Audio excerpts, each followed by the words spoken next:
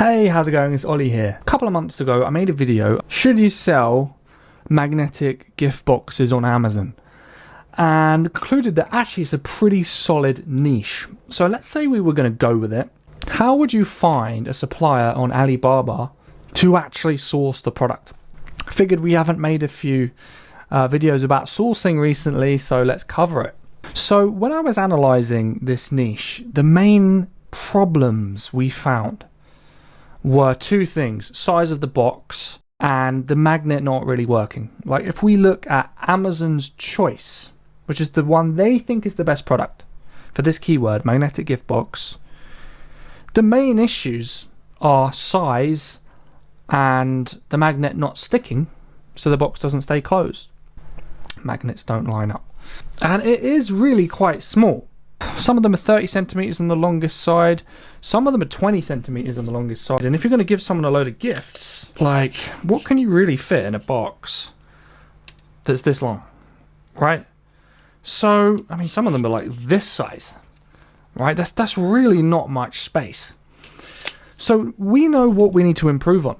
Interestingly, when we actually look at the revenue in the niche, the ones that are making the most money, like this seller here, is making $19,000 a month.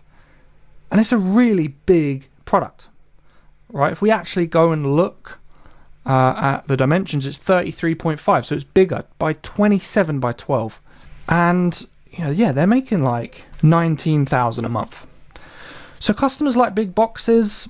Another cool thing I noticed is some people are doing bundles, like this person here, Rafiu, again with quite a small box, 23 centimeters, has bundled it with dried flowers. This is like ribbon and some notes, blank notes that you can write on. Really solid bundle, but again, everyone complains about the size and the magnets. So what we're going to do is actually source something better than this, and also make sure it's better than the best seller, which is this one here.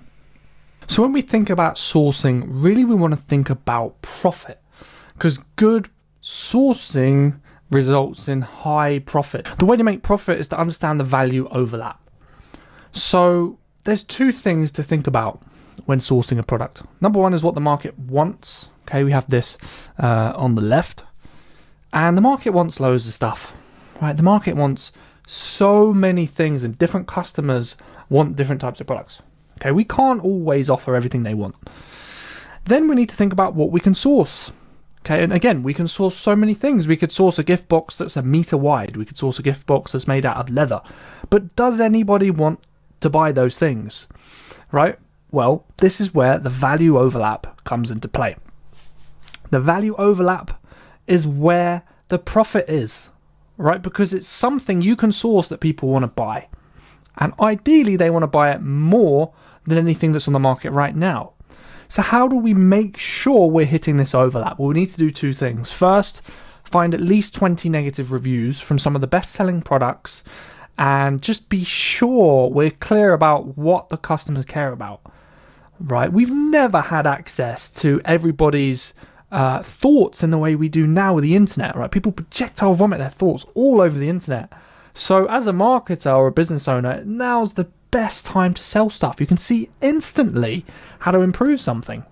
But also, we want to get clear on what we can source and just message as many suppliers as possible.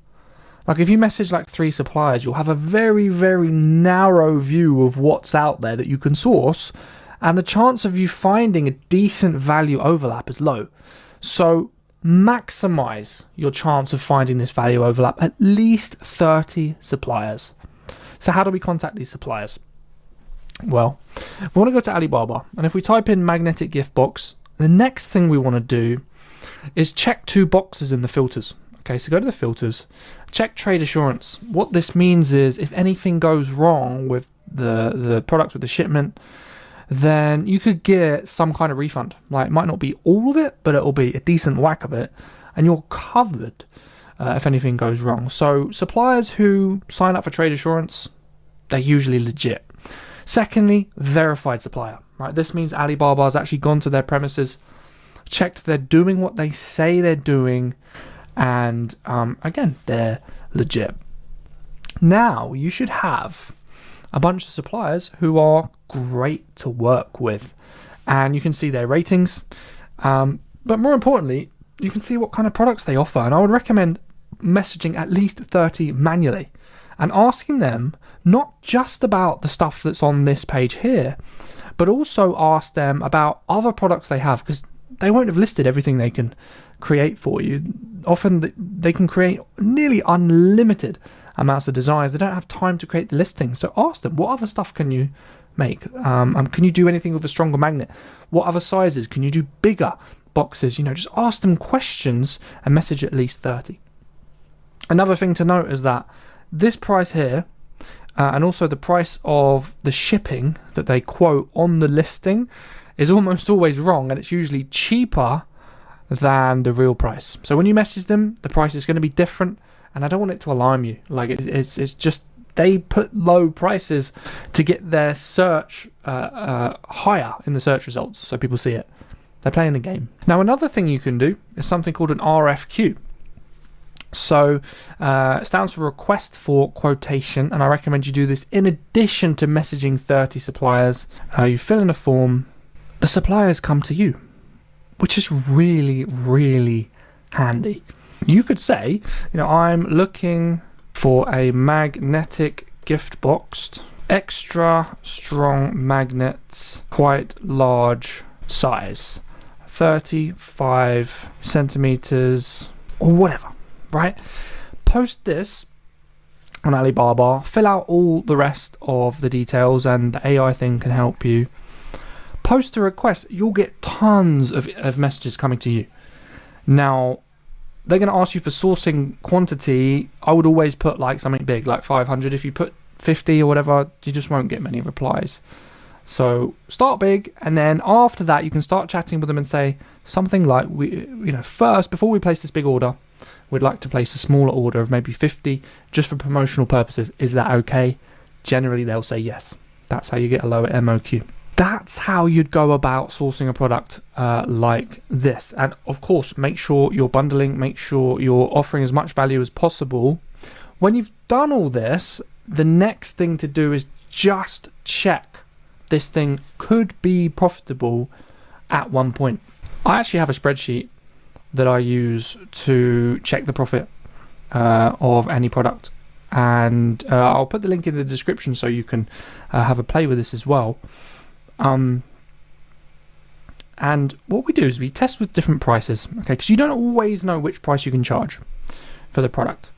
Okay, we put like a worst case scenario, let's say it's $16.99, okay, $19.99, and best case scenario, $29.99. How much profit do we project we would make in each of these cases? Got the percentage here. We want at least 10, 15, 20% minimum. Can get a lot higher, but that's the absolute minimum. And the profit in pounds.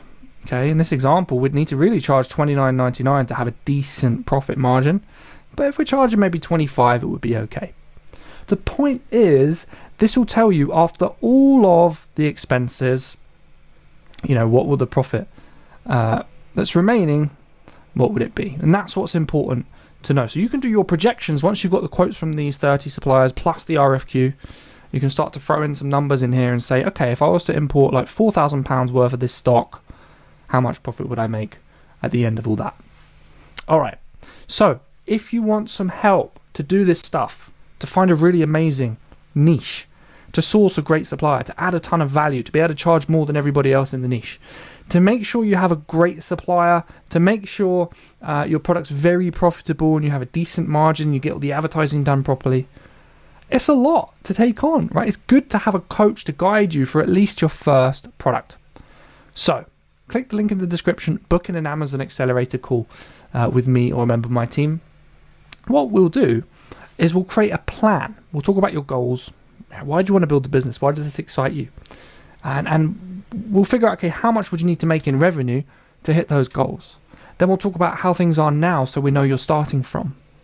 We can build that into the plan. Then we'll talk about things you might need help with along the way to get from where you are now to hitting the goal. Once we've gathered all that information, then we can build a really crystal clear plan for you to execute to go and hit the goal. And then if you want some help implementing that plan, we can talk about how that works too. So click the link in the description, fill out a very short form. It takes like 2 minutes. Book in a call with me, and I can't wait to catch you soon. Hope this video helped you with your sourcing. Hit like, hit subscribe, leave a comment, and we'll catch up very soon.